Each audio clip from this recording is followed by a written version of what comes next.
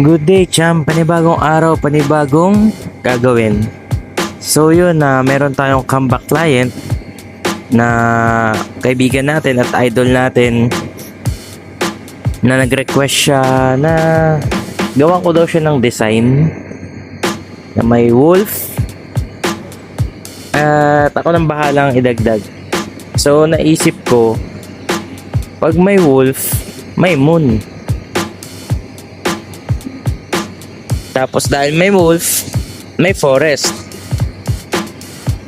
Kaya naisip ko, yung tatlong yun, wolf, moon, tsaka forest, pagsamasamahin ko. Balak na nga palang ilagay ito sa gilid ng kanyang upper leg. Kaya nung may nagawa akong design, pinaita ko sa kanya, nagustuhan niya naman yung design, so ginawa namin. Bali, jam, ito nga pala ginawa namin ng 3 session kasi dahil sa ginagawa din ako. Ito nga pala yung sample ng unang session namin, yung forest na may tubig. Then after nun, ito na yung